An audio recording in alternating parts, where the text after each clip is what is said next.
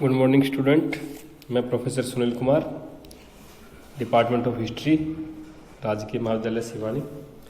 मैंने आपसे पहले आपका जो फर्स्ट सेमेस्टर का सिलेबस है वो शेयर किया था आपके साथ ग्रुप में। आज हम आपका सिलेबस में जो पहला चैप्टर है वहाँ से शुरुआत करेंगे। पहला जो चैप्टर है आपका वो है प्राचीन भारत की व्याख्या एवं उसकी पुनर्रचना। इतिहास को पढ़ने से पहले हमें देखना पड़ेगा कि इतिहास है क्या चीज़ और इतिहास हमें पढ़ना क्यों आवश्यक है और यह किस लिए इसको जानना जरूरी है। आज जो दुनिया हम देखते हैं उसका जो निर्माण हुआ है वो किस तरह से हुआ था, अगर इसका ज्ञान हमें प्राप्त करना है तो हमें इतिहास पढ़ना बहुत ज़रूरी है। आज हम इलेक्ट्रॉन और कंप्यूटर के युग में प्रवेश कर चुके हैं। मानव इतिहास बड़ी तेज़ी से गति कर रहा है। मानव जीवन मशीनी जीवन बन रहा है और ऐसे में लगने लगता है कि अतीत के दिन की अब हमें क्या आवश्यकता है या हमें क्या ज़रूरत है। लेकिन जो आज मानव जो जीवन जी रहा है या उसका निर्माण कैसे हुआ, हमने भविष्य में किस तरह से अपनी योजनाओं को बनाना है और अतीत में हमसे क्या क्या हमारे से गलतियाँ भी दोबारा ना हो, उन सबको समझने के लिए हमें इतिहास को जानने की ज़रूरत होती है। इतिहास का अर्थ क्या है और उसकी परिभाषा।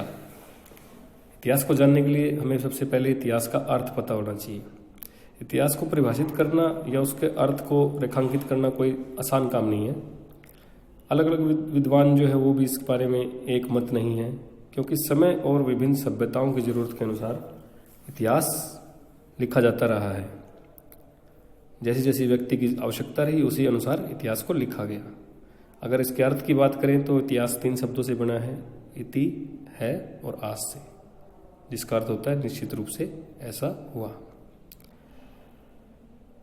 जिसको हम हिंदी में इतिहास बोलते हैं, अंग्रेजी भाषा में उसे हिस्ट्री कहा जाता है, जो कि यूनानी भाषा के हिस्टोरिया शब्द से बना है।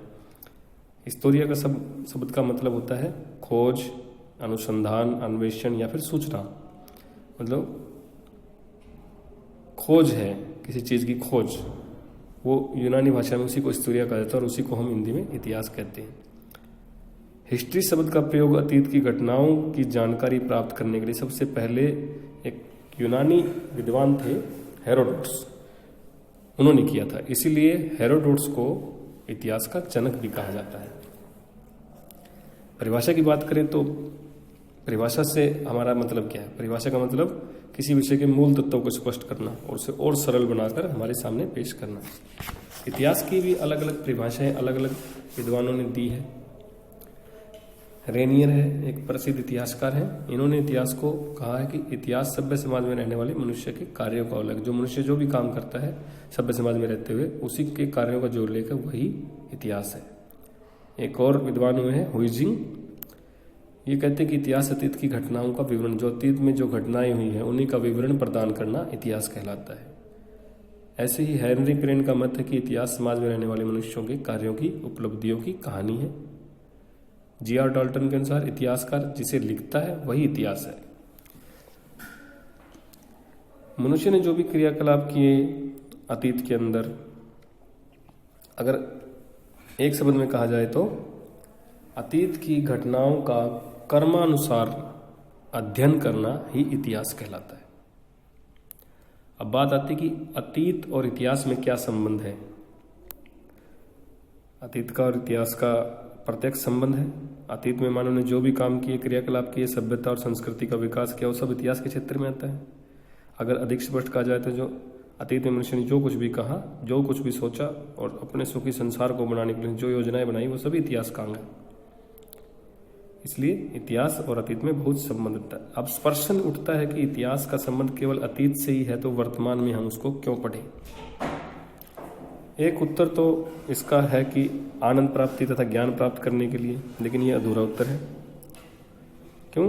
क्योंकि इतिहास मानव समाज की एक सतत यात्रा है, लगातार चलने वाली यात्रा है। वर्तमान, भविष्य और भूत के बीच एक लाइन मात्र है ये।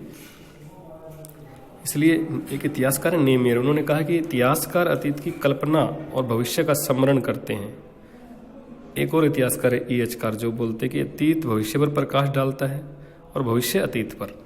मतलब हम अतीत को समझकर अपने भविष्य को संवार सकते हैं और भविष्य हमें बताता कि हमारे अतीत में क्या क्या हुआ था।